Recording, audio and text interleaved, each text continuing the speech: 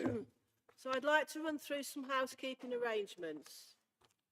Please note that this meeting is being recorded and live streamed to the Council's YouTube channel.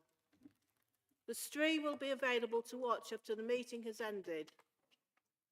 By attending the meeting, you are giving your consent to being filmed. A notice with further information has been provided in the public gallery. As Mayor, I have agreed that members can remain seated while speaking at the meeting to ensure good sound quality. Under the openness of local government body regulations, people may film, record, post or blog this meeting, and this is outside the Council's control. Fire exits are to the rear and side of the room. There are no fire alarm tests planned for this evening, and could I also ask that everyone turns off their mobile phone or switches them to silent so that the meeting isn't disturbed.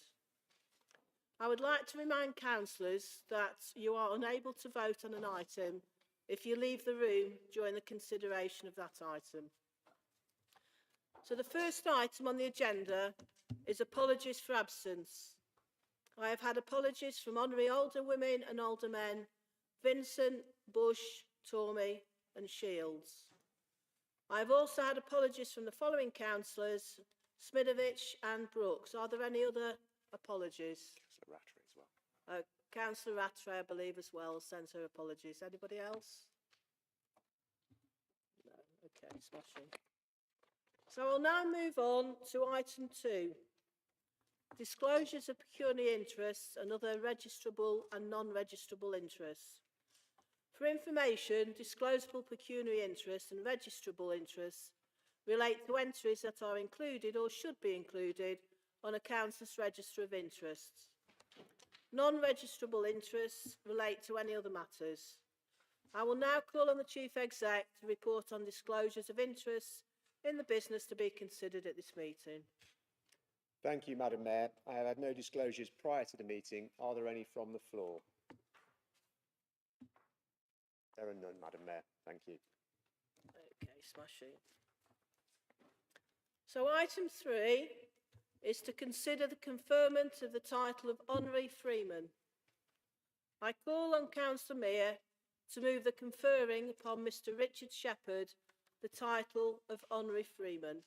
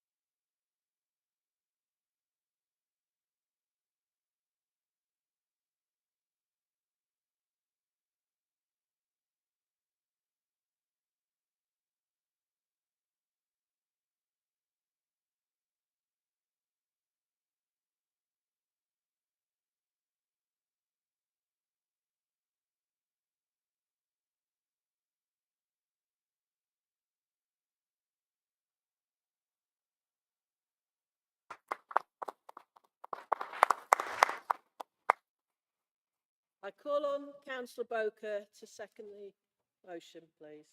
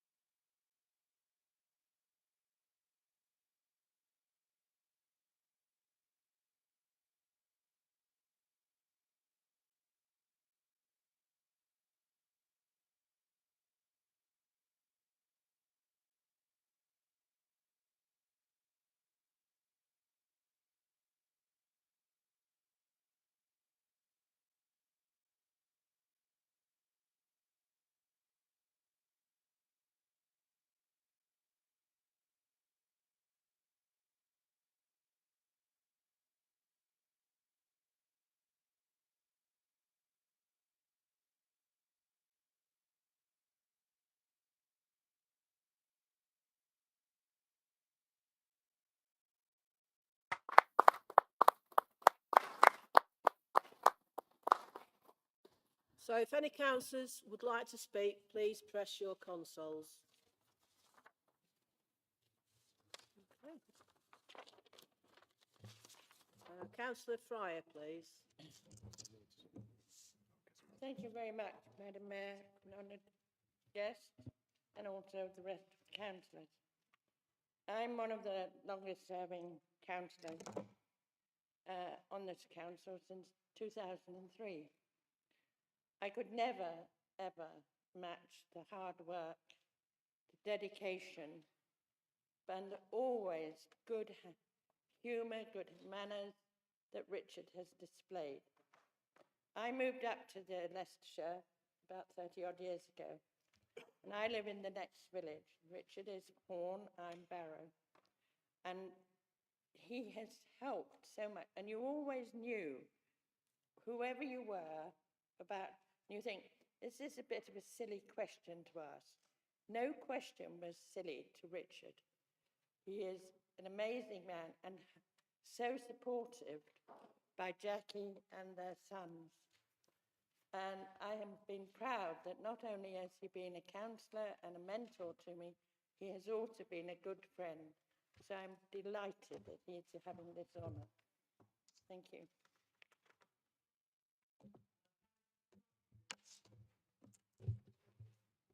Thank you, Madam Mayor.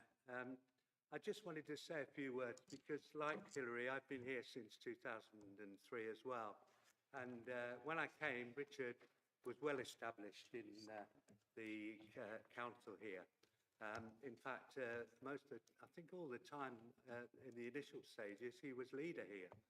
And I relied on him quite a lot to get the information and have a look at what I should be doing. So I just said to Jackie tonight, he must have started when he had short trousers because it was that long a time that he was here. And I don't think he'll ever be matched again in terms of length of service, not even at the county council or wherever. So, Richard, thank you so much for all your work that you've done for this council and for the residents, I'm sure, that have benefited from all the hard work that you've actually achieved through that extended time. I just want to conclude and say, and I said to Jackie tonight, with every good man, there's a good lady behind. And I think being a family man, as Richard is, he's actually worked extremely hard. And with his family, have actually made a difference for our borough. And congratulations on his office. Thank you. Councillor Sarah Fox, please. Evening all. I just wanted to offer our congratulations from Councillor Westley and myself. We are obviously the successors of Richard Shepherd's ward. We were told and we knew we had big shoes to follow, but I don't think either of us realised how big those shoes were. As we have started working in Richard's ward, his old ward, sorry, there's not really any resident that isn't aware of who he is or how he's helped. That's from all areas of the ward, all walks of life, all different political parties. So, Richard, we wanted to offer our congratulations, say this is very well deserved. You have been incredibly supported, a continued advisor of us both, so thank you for that. If we can offer the village, the two villages, half of what you have offered them, we'd be extremely happy. Well done.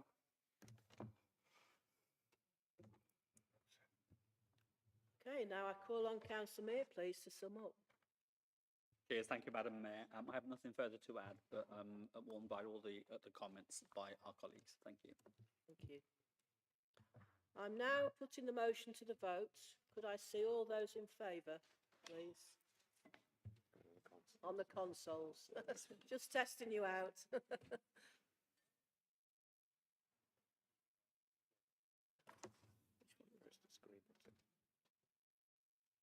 one.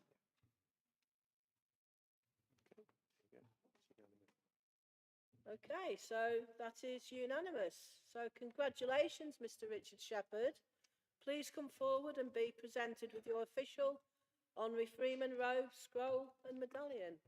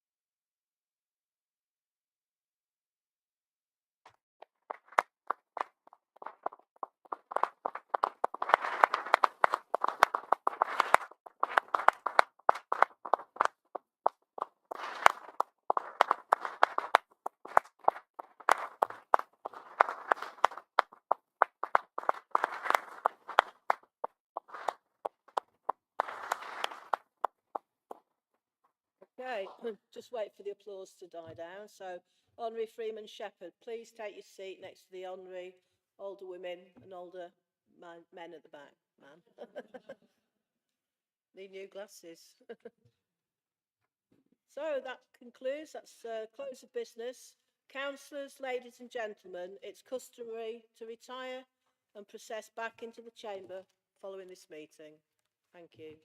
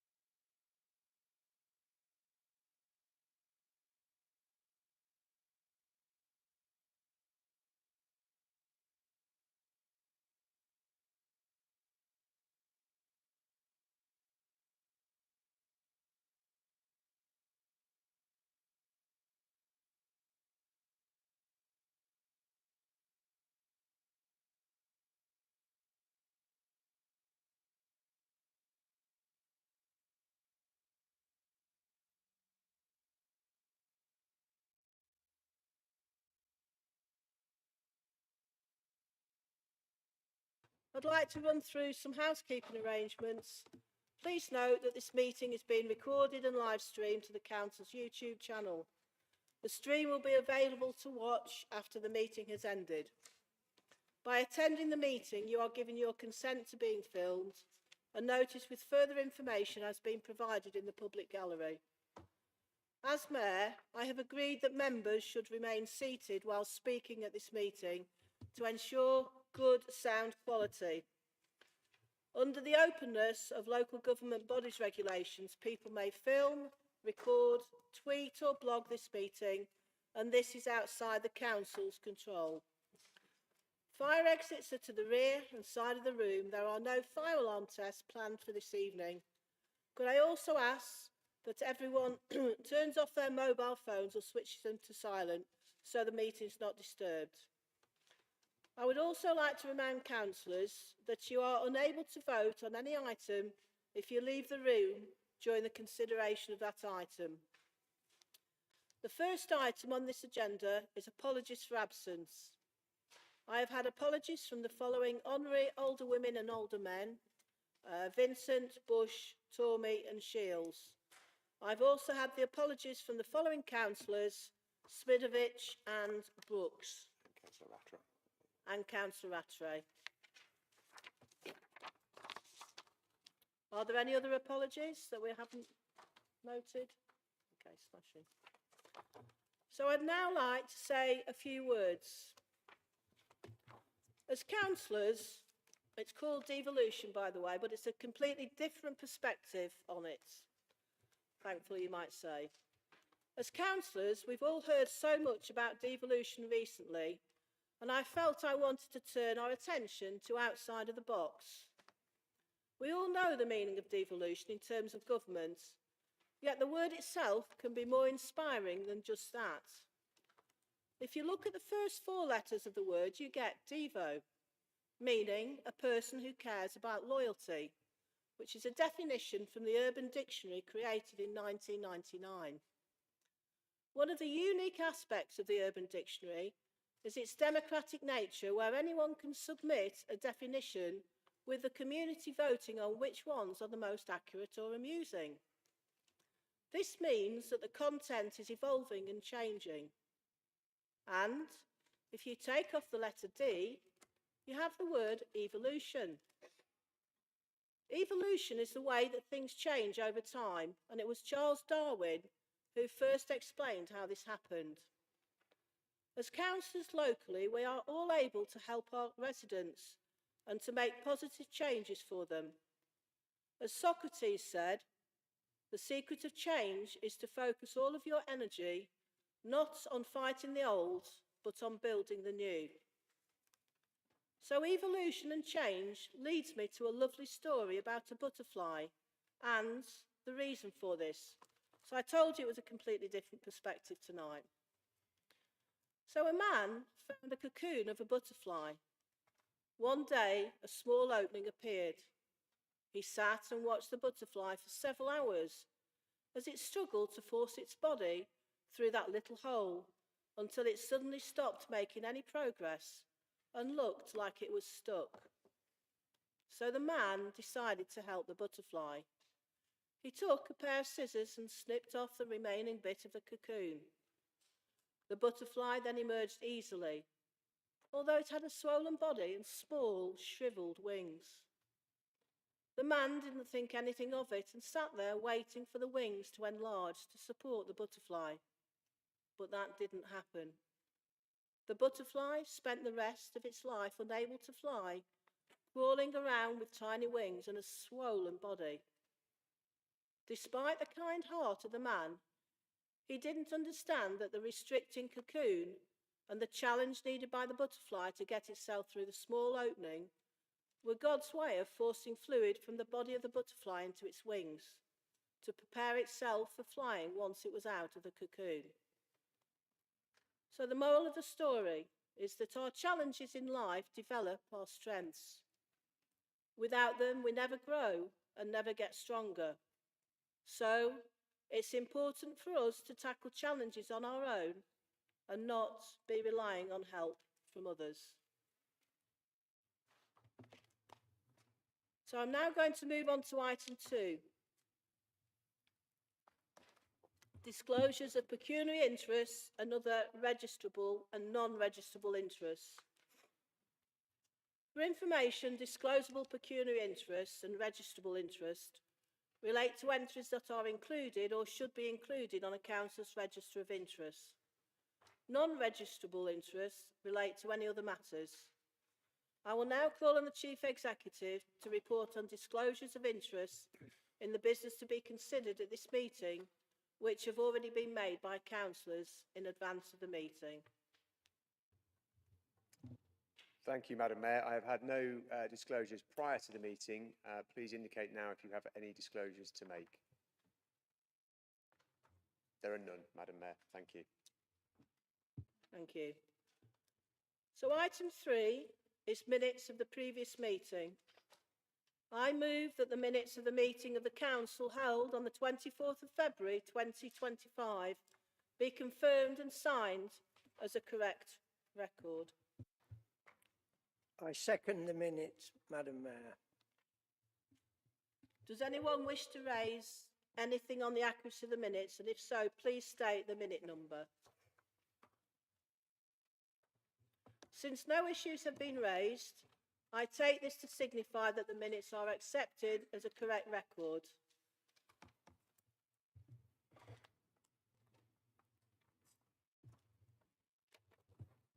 Thank you. I will now, having signed them, pass them to the Legal and Electoral Services Head for archiving. The next item is item 4, announcement, Mayor's announcements. I have the following announcements to make. I would like to highlight some of the events that are taking place in the borough to commemorate VE Day 80 on the 8th of May 2025. At 9 a.m, there will be a flag raising ceremony at Mount Sorrel Memorial Centre. At 10 a.m, there will be a flag raising ceremony outside Charwood Borough Council's main reception at the Southfields offices. From 8:30 p.m, the beacon lighting ceremony will begin, with the beacon being lit at 9:30 in Queen's Park, Loughborough. And at 9:30 p.m, the beacon will be lit at Castle Hill in Mount Sorrel. I would also like to personally thank each and every one of you for the support of my charity dinner on the 21st of March this year. The evening was a huge success with around 110 guests, and everyone who has spoken to me has said how much they enjoyed it. On the night, we raised over £2,000 for my charities, Living Without Abuse and Dogs Trust Loughborough. For those who were unable to make my dinner, I want to thank you for your support in terms of the donations you made. I would also like to make you aware of a super upcoming event, again for charity and awareness. On Friday the 27th of June, between 10 a.m, 12 p.m, I am teaming up with the CEO, Richard Spence, of the Carpenter's Arms, when he joins me for an outdoor swim at the beautiful Six Hills, the lake. Carpenter's Arms provides residential help for addiction. As outgoing mayor, my role with Richard will be to support him as both fundraiser and world record swimmer as we brave the cold water together. On the day, the current deputy, who will then be mayor, Councillor Northridge, will also be coming along. Not in the water, I have to say, although I'd like him to be. Both of us, of course, being steadfast supporters of the charity The Carpenter's Arms. Richard and I will be discussing mental health along with physical fitness and motivation, as well as the event raising awareness of the charity. So please do save the dates.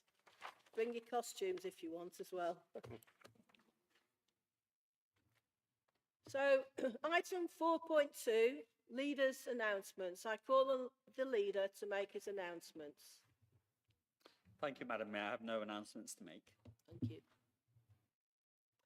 Item 4.3, Chief Executive's announcements. I call on the Chief Executive to make his announcements. Thank you, Madam Mayor. I have no announcements to make. The next item is item 5, petitions. Are there any petitions to be presented? No. Okay. So moving on to item 6.1, review of the Constitution, supplementary agenda, page 3. I call on Councillor Jadeja to propose the item, please. Thank you, Madam Mayor. Madam Mayor, our Constitution is the cornerstone of our good governance, and it's renewed annually by the Monitoring Officer and with input from the Member Conduct Committee, Plans Committee, councillors and officers. I'm very grateful for all those involved for their input in this year's revisions. As well as conduct, the Constitution gives us a framework for our functioning of our council, and I'm really pleased to see that there is social media included in this year's revisions, and this gives colleagues a framework to ensure that we are all safeguarded both within ourselves and for others. Madam Mayor, to ensure the Constitution is kept up to date and fulfills its intended purposes, I move that the changes to the Constitution set out in Appendix 1 to the Cabinet report attached as an appendix, as an annex, and including the amendments set out in the Cabinet Minute 101, 2025 to 26, to be made to be effective from the new civic year 2025 and 26.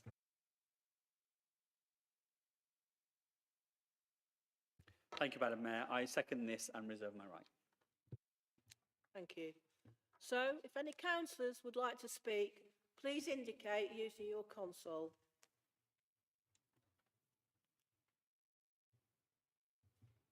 Okay. So, Councillor Mear. Thank you, Madam Mayor. I have nothing further to add. Thank you. So I now call on Councillor Jadeja to sum up, please. I've nothing further to add, Madam Mayor. Thank you. So I'm now putting the motion to the vote. Please use your consoles to vote.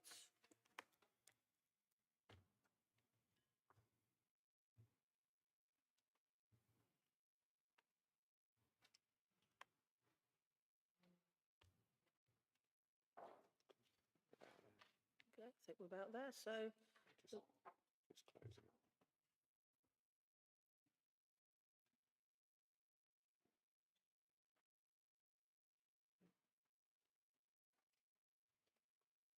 closing. okay, so the motion is carried unanimously. So item 6.2, independent person's appointment, page 18. Before I move on to item 6.2, I would like to remind members that this report contains an exempt appendix. If you wish to speak about the information contained within the exempt appendix, please state this before you speak so that the Democratic Services can ensure the meeting is in exempt session. So I call on Councillor Hamilton to propose the item, please. Madam Mayor, for the reasons set out in the report on page 18 of the agenda, I move the recommendations also set out on page 18 of the agenda with the deletion of the words "and until the end of the 2026-27 council year."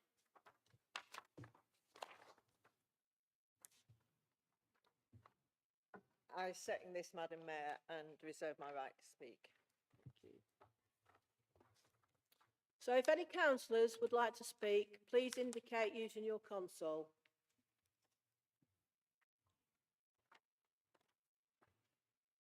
Okay, so nobody's in the queue. So I call on Councillor Tiddleton. You reserved your right. Thank you, Madam Mayor. I've got nothing to add. Thank you. So I now call on Councillor Hamilton, please, to sum up. Thank you, Madam Mayor. I have nothing further to add. Thank you. So I'm now putting the motion to the vote. Please use your consoles to vote.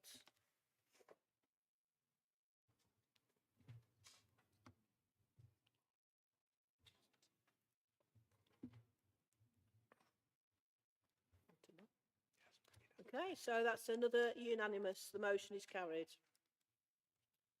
Moving on to item 6.3, capital plan amendment, decarbonisation of heating at Loughborough Leisure Centre.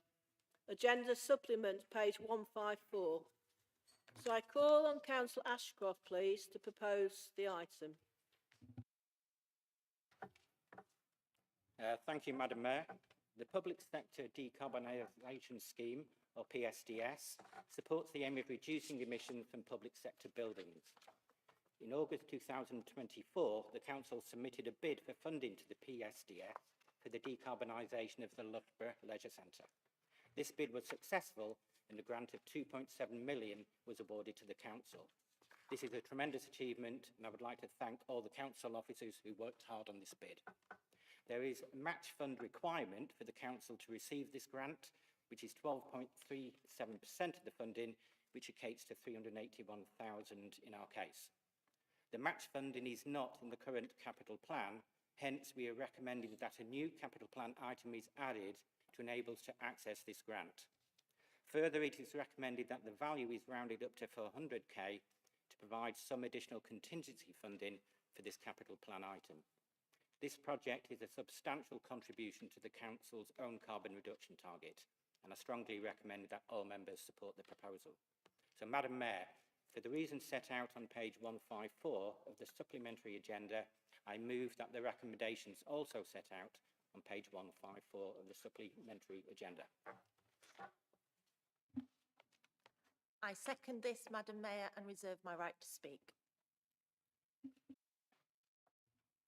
So if any councillors would like to speak, please indicate using your console. Councillor Infield. Thank you, Madam Mayor. So the Green Group is completely behind this proposal. It's consistent with Charnwood's climate emergency. It will make substantial contribution to the borough's carbon emission reduction and will also, I believe, extend the life of the leisure centre. Given the significant external funding that is obtained, and I must thank all of officers and members who've contributed to gaining that funding, this is extremely good value for the council, and I can see no reason to object to it. Thank you. Thank you. Anybody else? So, Councillor Gray, you reserved your right. Yes, thank you, Madam Mayor. Just really to echo what Councillor Ashcroft said, I'd really like to commend officers for their agility in responding to this funding opportunity. We have the chance here to totally decarbonise a significant council asset, and at the same time, given the existing unreliable gas boilers, to ensure its viability into the future. I very much hope that all members will join me in supporting the recommendations in this report. Thank you. Thank you. So I call on Councillor Ashcroft to sum up, please. Thank you. Okay, so I'm now putting the motion to the vote. Again, please use your consoles to vote.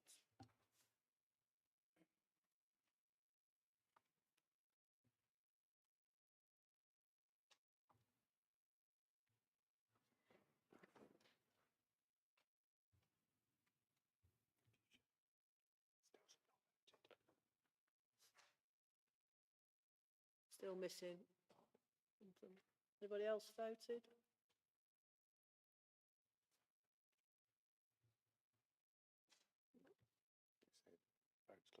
Votes closed, and that's unanimous, so the motion is carried. Thank you.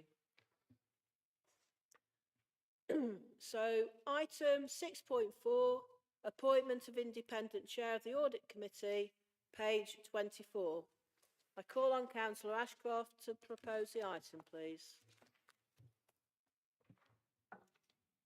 Madam Mayor, to confirm an appointment to the position of Independent Chair of the Audit Committee, I move that Jan Nellist be reappointed as the Independent Chair of the Audit Committee for the 4 council years 2025-26 to 2029-30, unless terminated earlier by the Council. Madam Mayor, and reserve my right to speak. So if any councillors would like to speak, please indicate using your console.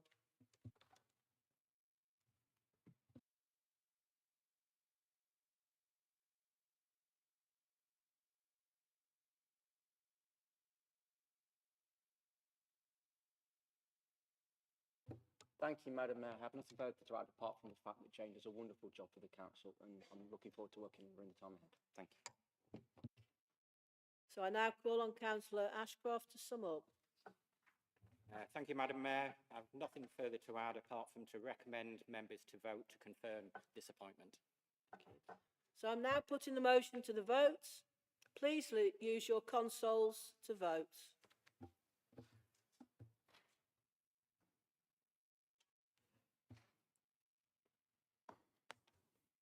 Okay, so again, that's unanimous. The motion is carried. Item 7, call-in references. There are no call-in references from scrutiny. Item 8, position statements. A position statement about zero-based budgeting is printed on page 162 of the supplementary agenda. The statement will be introduced, and after that, councillors who wish to speak can do so for up to 2 minutes each, and the discussions can last for up to 20 minutes. At the end of the discussion, there will be a summary. So 8.1, zero-based budgeting. I call on Councillor Ashcroft to introduce the position statement regarding zero-based budgeting. Thank you, Madam Mayor. Zero-based budgeting has been discussed at length by the finance team at Charnwood Borough Council, and we agree that it can be a powerful budgeting tool in certain circumstances. It is particularly useful and appropriate where it is determined that existing budgets have moved away from relevance with regard to changing demands on the funding needs of an organisation, and that a reset of cross-organisation funding is needed. However, we do not feel it is appropriate for CBC at this present time for a number of reasons. Firstly, the time and effort it would take to transition to a very different budgeting method that demands a rigorous evaluation of all areas of service can't be justified considering the time and effort this would take and the limited remaining life of this council, which mean the effort would outweigh any benefits. Secondly, the transition would require significant time from many officers, including heads of service and the senior management team, at a time when they were already stretched with handling the effects of LGR on top of normal business. Hence, this would not be the best use of finite officer time. Finally, the current budgeting methods are robust and are working well. And as no major change in service provision is expected in the remaining life of this council, there is no strong driving force for CBC to move to ZBB at this time. A final remark, the new unitary authority for this area will need to set new budgets in an environment of significant service mergers in a drive to optimise delivery of services and eliminate redundancy in the operation of services. In this case, ZBB could be a good option for the new council to consider. Thank you. So if any councillors would like to speak, please indicate using your consoles. Councillor Baines. Thank you, Madam Mayor. Ladies and gentlemen, thanks for your response to my request for a position statement. The idea that zero-based budgeting is a good idea for the national government, but not so for Charnwood Borough Council seems rather odd, if I may say so. Zero-based budgeting means justifying and approving all expense items for each accounting period rather than basing budgets on previous spending, and it means justifying all costs. Isn't that what we should be doing? It is considered a highly effective process for resource allocation. It's good to hear that you agree with that, Councillor Ashcroft. Presumably the reason why the national government's decided to adopt it is because it's a very useful mechanism for determining costs. The benefits, which don't seem to have been properly considered here, are to ensure each department is appropriately funded, removes needless spending, and there is some. It allows management to focus on current figures rather than previous budgets and enables better communication by involving employees in decisions. Isn't therefore the real reason this Charnwood Labour Administration has decided zero-based budgeting is not appropriate is because Labour is complacent about costs and complacent about efficiency. Zero-based budgeting is difficult to apply when managers fear justifying their budgets. That's recognised in the literature about it. Is this administration running scared of justifying their budget? You really should be, because our residents won't thank you for unnecessary spending. Thank you, Councillor Baines. Anybody else? So if there's no, oops. Councillor Taylor? Thank Deborah you, Taylor. Madam Mayor. I was just checking the Charnwood Labour Manifesto 2023-27. That does actually state in there they'll identify and implement a cost reduction strategy on departmental budgets so that services are provided as cost effectively as possible. So they made a pledge to do that. So we're now 2 years in and we've still not seen any of that. So this seems an ideal time to maybe reconsider their decision not to look into this and at least look at some of the spending on this process. Thank you, Madam Mayor. Thank you. Anybody else wish to speak? Okay, if nobody else wishes to speak, I call on Councillor Ashcroft, please, to sum up. Thank you, Madam Mayor. As stated in my introduction, ZBB can be an extremely useful tool when a thorough review of funding across an organisation is needed, and it's something that any new unitary council in this area should consider. However, the Cabinet and the finance team at Charnwood do not think it's appropriate for this council at this time, for the reasons stated previously. But unlike the position stated in the opposition, we do have a consideration of cost, and we do have an ongoing looking for options for change programme, in which we look across services where we can make savings or improve services.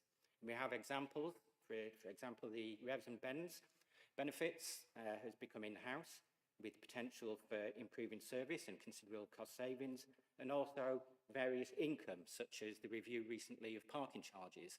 So to say we are not considering improving budgets or making our funding more optimal is not correct. It's just we're not doing it within the ZBB mechanism, because that is not the only budgeting mechanism in which you can save, improve services and make more optimal use of funding. Thank you. So the debate appears to be closed. There's been no request for it to be sent to Cabinet, so I'm now going to move on to the next item. Item 9, motions on notice.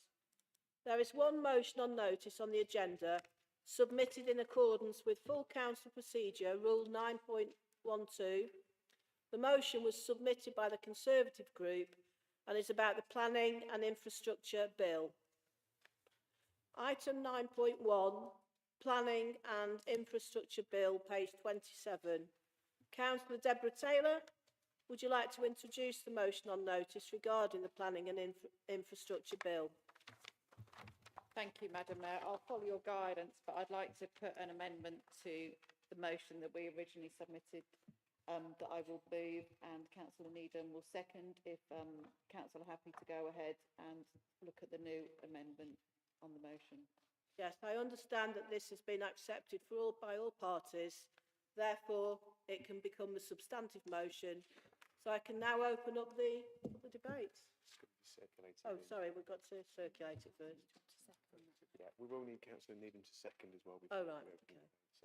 We're circulating the amendments, and then we'll need somebody to second it. Councillor Needham. Sorry. Councillor Taylor, I believe you want to continue speaking around the motion, do you, before we go to the seconder? Yes. So if that's okay with you, Madam Yeah, Mayor. that's fine with me. Do you want me to carry on now, Madam Mayor, or do you want me to wait a minute? Yes, please carry on now while we're circulating them. Thank you. Thank you, Madam Mayor. So good evening, everyone. Tonight we address a critical issue shaping the future of our communities: the role of local democracy in the planning process. The government's new planning and infrastructure bill, championed by Deputy Prime Minister Angela Rayner, seeks to streamline development to meet housing and infrastructure demands.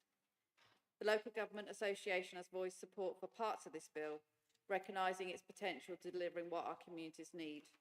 But they've also raised a red flag, one we share, about whether councils, who know their areas best, will retain a meaningful voice in planning decisions.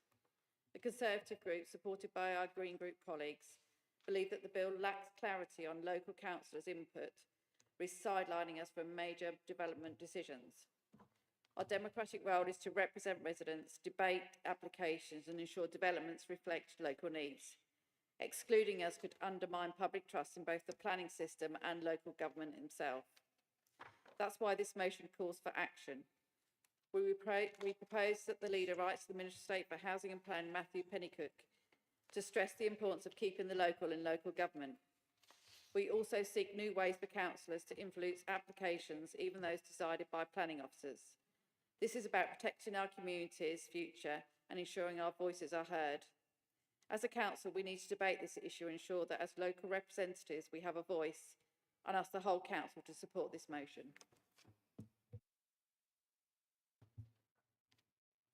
Okay, so do we have a seconder, please? Thank you, Madam Mayor. I'm happy to second this motion as amended. Thank you. Okay, thank you.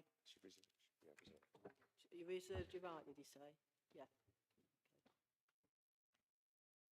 Okay, so I can now open up the debate now that you've got it all in front of you. Councillor Stark, please. Thank you, Madam Mayor. I believe this proposal by the Labour government will further damage the confidence of residents in the planning process, which in my view, after attending the parish council meeting, is already at a low point. Finding it hard to understand the decision-making process, which seems to lack a consistent approach in the planning decisions for applications. Why do I say that? This was especially so when a planning application, because I had an interest, was unable to call in an application due to a personal interest.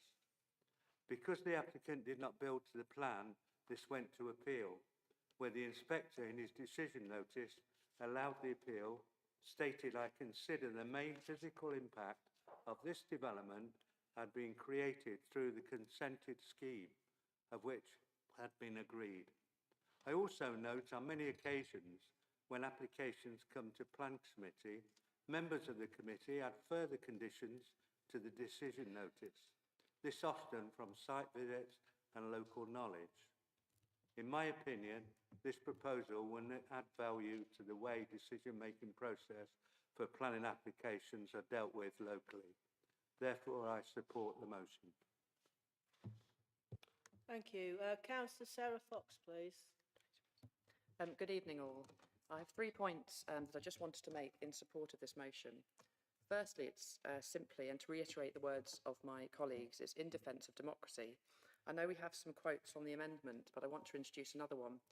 The Local Government Association, in response to the bill, was clear in its stance on this bill, and I agree, and this is a quote. The democratic role of councillors in decision-making is the backbone of the English planning system and should not be diminished, and that is the risk of the areas, the grey areas of this bill, where it is not clear. Our role is as a bridge between our communities and local government, so that government for our residents is done with them, for them, and not to them. And planning is arguably the area we work in that can have the single greatest impact on residents' lives. When I was thinking about what to say this evening, I thought of a recent resident I've been working with. To all extents and purposes, she's looking at development that feels like it's in her back garden. And I've talked to her at length about it, and I've talked to the officer about it. And she said to me at the end, do you know what? I think I can accept any decision as long as I feel like my voice is really heard and I'm really confident of that. Imagine the risk that this bill presents of having to say to her in the future, if this isn't cleared up, sorry, I really empathise, but as your elected representative, as the voice you've chosen for this community, there's nothing I can do. There is no forum for your voice. Local government is too busy. It's simple. This bill risks, I know it is a grey area, but we need greater clarity. It risks taking away the backbone which holds everything together. And if it does so, it will destabilise the system. If people do not feel connected, they will disengage. They will become or continue to become disillusioned, and we will lose them. Second, as this pertains to a national bill, I thought it relevant to have a look at the National Labour Manifesto, the promises on which the national government have been elected by the British people. In the Labour 2024 National Election Manifesto, Keir Starmer said to us all, government is at its best when it's working in partnership with communities. This bill, in its current form, risks weakening that partnership by weakening our role as that bridge. Keir Starmer also promised government that pushes power out to communities. This bill risks reducing the power of communities by silencing their voice. Finally, in the National Labour Manifesto, because this pertains to a Just national under bill... 30 seconds. Oh, left. sorry. The bill risks reducing councillors to little more than gesture politics. I appreciate I've referenced Labour National Manifesto, but this is not about political point scoring. What unites us this evening is stronger than what divides us. This is a real opportunity to mobilise local government to influence national government, whatever you are a part of. Whatever you are a part of.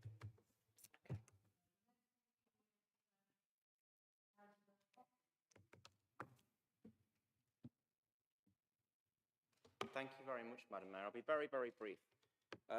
Just three things myself as well that I want to add. Obviously, wholeheartedly support this. It's a fantastic thing we're putting forward as a party tonight, and I'm glad that there's cross-party support on this as well. First thing, I want to criticise a little bit of a bugbear locally. The administration, I'm not normally very critical of. I try to be quite impartial all the way around, but went from 5 minutes to 3 minutes on speaking time, and that caused constellation over this side of the room. And if their national party want to do something as well, which is going to take some power away from people, well, I'm not surprised people are feeling more and more disillusioned with what's going on. Secondly, as I've just said about disillusionment, we've got people writing to us all the time. I've just had one recently in my own ward where, you know, there was a very good case made about not having it passed, but yet again, it was passed, and there is pressure again from national government to let more and more get through and less say to happen. And half of my constituency said to me that they wanted to have a say, but they couldn't have a say because they felt the constraints in place made it almost impossible. And the final thing I wanted to add is this. Great Britain, our country, is a democracy, allegedly, but we don't live in a country where people can sign executive orders and decide what they want to do every 5 seconds on a whim, as we see across the sea. So it feels quite sad that we've now got, well, it seems on paper, a more autocratic government in place on something so powerful to most residents. It's one of the most important things to most people who we represent. And if we are giving less and less say to us as representatives for them, I'm not surprised that more and more people are switching off politics, because if they feel they haven't got a voice through us and as their representatives, what more can we do apart from just say, as Sarah said already, say sorry. So I wholeheartedly support this, and I really hope that we can, you know, have a small input into making a positive change nationally. Thank you very much. Thank you. Councillor Corey Lowsley, please. Thank you, Madam Mayor. Local representation is important, and as some of you will know, I'm no stranger to a Coordinate Plans Committee. The council should always have the right to speak up for their local residents. In my view, it's not apparent that this is under threat from the Planning and Infrastructure Bill, as some have suggested tonight, which is still under scrutiny by a Bill Committee in Parliament.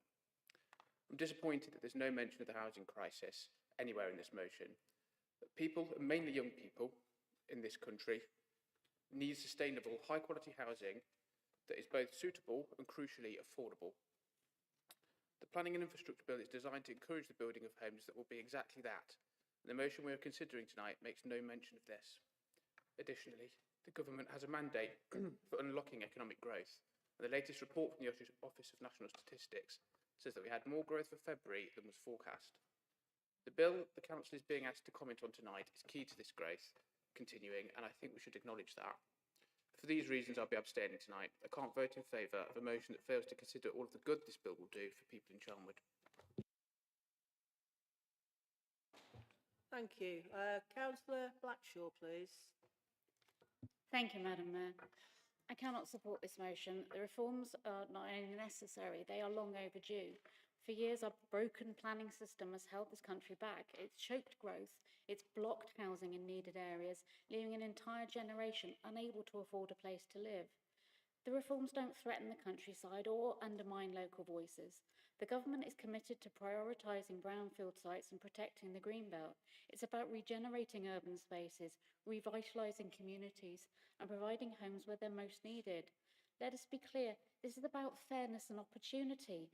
We cannot talk about supporting the next generation without addressing the housing crisis head on. The reforms set out the government's bold, practical vision to deliver homes, jobs and infrastructure while respecting our communities and the environment. To oppose these reforms is to defend the status quo, to use your words, Madam Mayor, to support the old and to fight the new. The system is failing millions. We need the courage and to build a better future. This is what these reforms represent, and that is why I cannot support this motion. Thank you. Anybody else? Councillor Worrell. Thank you. I am not able to fully support this motion, but I do understand what the councillors are saying on the other side and what the Greens are saying. The examples given by Councillor Snart and Fox are really due to not having an adopted local plan. And I believe with an adopted local plan, a robust plan in place, there will be a much clearer way forward with regard to councillors and what officers will be, what their responsibilities will be. As councillors, we still have the opportunity to make comments. I'm currently working with officers on a local plan, on a plan in Woodthorpe Ward, with the residents, and having a lot of input into that. We can also still make our voices heard at Plans Committee when the plans come to committee. And I will not be supporting this. I feel I'm going to have to abstain on this motion this evening. Thank you. Thank you. Have a change in this. Councillor Miriam Roberts, your name appeared first, please. Thank you, Madam Mayor. Planning is one of the most divisive topics and things that we have in this country. We do have a housing crisis. We also have HMOs, which are affecting a lot of people for a whole variety of reasons. But it's worth pointing out that the housing crisis isn't actually just affecting millennials, Gen Z, and obviously Gen Alpha and Gen Beta, but it's also affecting older adults who are having to downsize and move into HMOs for a variety of reasons. We currently, before this government was elected, we had 1 million houses actually approved and ready to go, but it's actually the private developers who are either land banking or waiting for, obviously, the private housing market to either settle or start. So we've got this stop-start housing market, which is not a way to actually build houses that the general public actually need. We also have to consider residents' voice and the local area and whether this application is the best for this particular setting. But also, we have to consider that in 2028, Charnwood Borough will not be here as a council, and there won't be a planning department here. We also have to think long term with this in mind. It is very difficult when we have a housing crisis to not find a way to build houses. That is why I'm supporting this particular, that is why I support the planning and infrastructure bill to build new homes. I also fully understand my colleague Brigitta's, Councillor Worrell's terms. I do think local plans need to be written up for every local area so that when planning applications come to planning, there is a clear guideline that councillors can work to that has been approved by planners. That's all I have to say. Thank you. Thank you, Madam Mayor. Become more polarised than perhaps it needed to be. So I just wanted to make clear my position and I believe the position of the Green Group. There is a lot in this bill that is very positive and is designed to unblock the process and improve its operation, and we're fully supportive of that. Our only concern really is the ambiguity that remains around the role of the Plans Committee. And that's our motivation for putting forward the amendment that has resulted in what we'll be voting on today. So I just wanted to make that clear. Thank you. Councillor Haji Nikolai, please, was next. Thank you very much. And the acoustics are not very good. Sorry. So, do I understand where you are supporting large new developments in the area? Is this what you say?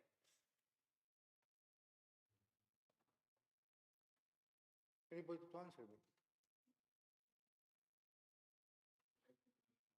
Just debating the, it's not asking quite, we're just debating, so if there's nothing to that, I can move on to the next speaker, please, which is Councillor Baines. Thanks very much, Madam Mayor. I think this bill and its the government's central bill risks undermining our ability to effectively serve our communities. It centralises planning powers essentially and strips local authorities of the crucial decisions necessary. It sort of imposes a one-size-fits-all approach and disregards local context. So I think there's serious questions about it and about its impact on democracy. I think ultimately it risks diminishing local democracy and placing undue burden on local government. So I would urge a reconsideration. I think that as a result of the amendments that we've made and the effectively lobbying that we're suggesting of Minister Pennycutt, that hopefully at least we'll get our points across about the importance of local input. Thank you. Thank you. The next, Councillor Beverley Gray, please. Thank you, Madam Mayor. I do share Councillor Infield's concern about the ambiguity of the role of the Planning Committee in future decisions. But what I would like to point out in terms of our local Labour administration, we inherited an emerging local plan, which many of my residents feel does absolutely nothing to address concerns they've previously raised, very valid concerns in their area. And actually, as a Labour administration, we are trying to put together SPDs to mitigate some of the more negative impacts of the development proposed in this emerging local plan and to better represent the concerns of our residents. Thank you. Councillor Boker. Thank you, Madam Mayor. I'm a bit sort of upset about what Councillor Gray has just said, because it's very easy to do Tory bashing, which seems to be the only strategy from the Labour group. I feel that the local plan has been delayed for many reasons, and the fact that we were in administration at the time does not mean that we are to blame for that. And this motion isn't about that. It's about keeping councillors involved in local decisions about planning. I think at least 75% of my work involves planning applications, whether they're individual planning applications or the communities, the villages that I serve. And if you take that away, which is the only thing we're discussing here, we are fully aware that there is a housing crisis in this country, and maybe there needs to be some centralised planning decision, shall we say, by the new government. But at the end of the day, a planning application is a planning application, and most residents look at their councillors to help them either put their objections forward, which are often very valid, or help them get through the planning process. To take away the power from local councillors by getting rid of planning committees, I think is totally nonsense. And this is what this motion is all about. That's all you're voting about, not about the housing crisis in this country, or whether the Conservative group are solely to blame for the delay in the local plan. Thank you. I'm going to make the next speaker the last one, please. Councillor Anne Gray. could you go ahead, please? Thank you, Madam Mayor.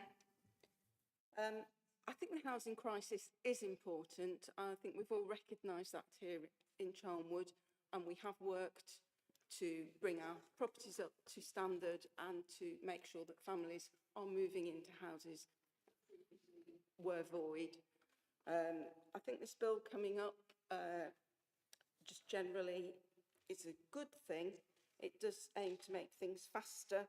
I'm going to not say a lot of the other things I was going to say, because I do want to mention that the government has said planning committees are very important in the decision making here. They've actually rejected regional strategies because they've said that local people know what their local region needs. And they've also said that training is necessary and they want to invest in that, and they want us to invest in that.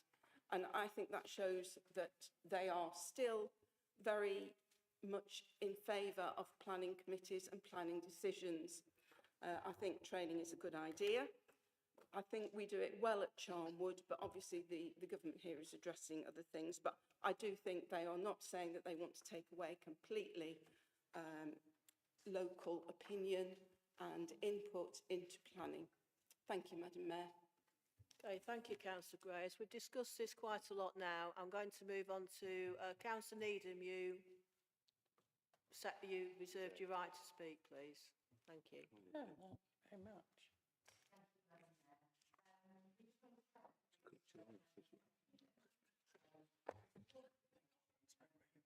We have shared concerns about some of the aspects of this bill, and we are committed to working collaboratively with all councillors, regardless of party affiliation, where we have some common ground and shared objectives. As folks have mentioned tonight, the planning influence bill does contain lots of positive aspects. I think Councillor Winfield summed it up really well for us. They've been acknowledged this evening, and they have been acknowledged by the LGA, but there are significant unanswered questions, I think, in the legislation as it currently stands, about how we can continue to have this meaningful engagement with the planning process. When we're elected, we take on the responsibility of being the voice of our communities.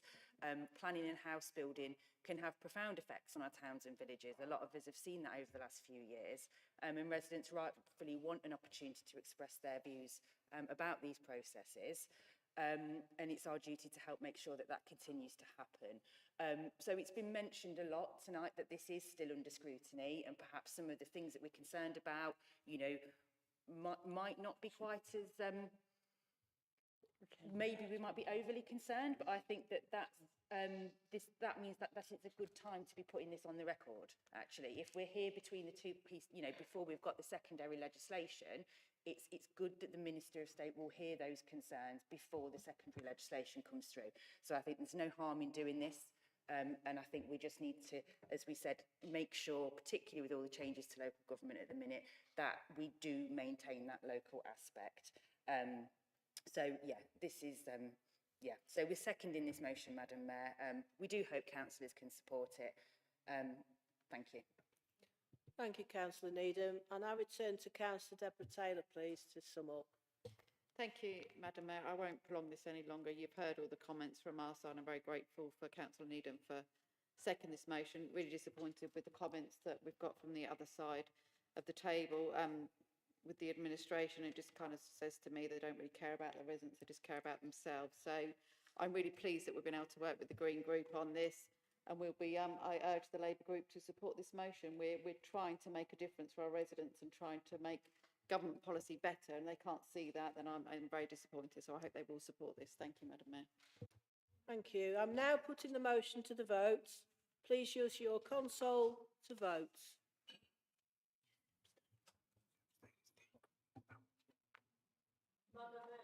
Yes, sorry. Okay, that explains the two missing in action. Could we take that into account, please, people who are totting up? So, okay, would you, if I may, Madam Mayor, then, could I ask Councillor Tillotson and Councillor Ashcroft if they're voting for the motion, against the motion, abstaining from the motion? I am abstaining. So that's two further abstentions. Just to be clear, is anybody else having any difficulty with the consoles? Has everybody voted? Okay, thank you, Madam Mayor. Thank you. So that motion has been carried. Okay, the motion has been carried. So item 10, questions on notice. As a reminder, the questions that councillors have submitted and the answers to them are in the supplements pack. I will call on these councillors who have indicated that they wish to ask a supplementary question. Supplementary questions must relate directly and exclusively to the questions submitted, and any other supplementary questions will not be permitted. Each councillor will have 1 minute to ask their supplementary question, and the councillor responding will also be able to speak for up to 1 minute. Item 10.1, Local Government Reorganisation. Councillor Deborah Taylor does not wish to ask a supplementary question. I just read. Okay, so item 10.2, Martin Courts. Councillor Deborah Taylor, would you like to ask your supplementary question? Thank you, Madam Mayor. My elderly vulnerable residents unfortunately do not follow all the activities of Charnwood Borough Council online and all the meetings where things are discussed. So I'd just like to ask, why were my residents not spoken to face to face? Why did they find out from worried families that saw a news article? One resident told me that she cried all afternoon once her family had told her what was happening. Why were we all local councillors not spoken to directly so we could support our residents with this news? When will the leaders show some leadership and communicate with councillors and residents? Thank you. Councillor Hamilton, do you wish to respond? Thank you, Madam Mayor. Can I point out this has been a conversation for about 13 years. So we are now finally moving forward with actually sorting out the sheltered accommodation. It went public, I think, about a year ago. There was consultations with residents that happened in, I think, October and November of last year. Also, it's important that nothing has actually been finalised other than Fielding Court, which is moving forward for finding a social housing provider for that. There are meetings with the residents that are taking place from now on, and that will be happening on a periodic basis. So, for example, the Martin Court meeting is happening, I believe, this Wednesday, and so they will be informed of what's happening moving forward. Now, there's always the case of when they read these things, is they think it's happening instantly. This will take some time. Nothing has been finalised with regard to Martin Court, and the residents will be there'll be people in Martin Court discussing what's happening from now on a regular basis. It's time's up now. Sorry, thank you. Item 10.3, crime levels in Charnwood Borough. Councillor Snart, would you like to ask your supplementary question? Thank you, Madam Mayor. I note the Community Safety Partnership is working on a targeted communications campaign to bring crime prevention messages out to Charnwood villages. So far, I have not seen any information distributed to my residents. Noting the increase in burglaries since this Labour administration has been in control of the council, is this action too little too late? And when will the residents of our villages within my ward and the borough expect to see crime prevention measures communicated, including improving home security? Thank you. Councillor Blackshaw, do you wish to respond? Thank you, Madam Mayor. The CSP does have a targeted communications strategy.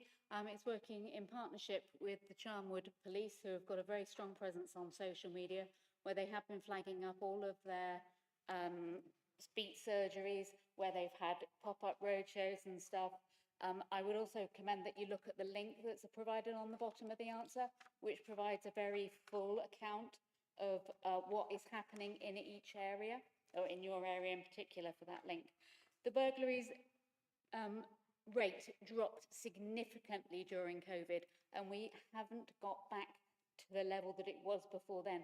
So I would say that our strategy is in fact working.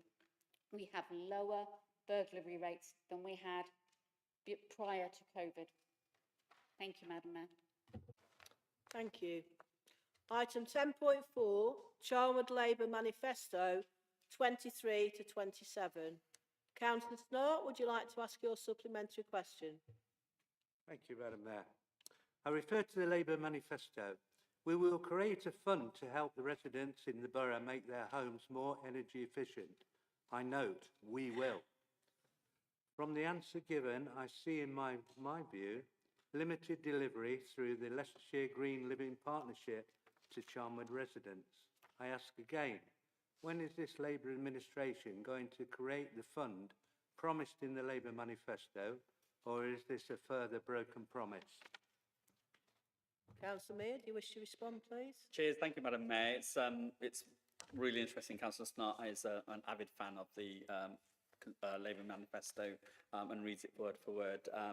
The key thing is delivering for our residents and be it directly or through partnerships. And you can see from the extensive answer, we are delivering on our promises to make sure that people in Charnwood have a warm and decent home.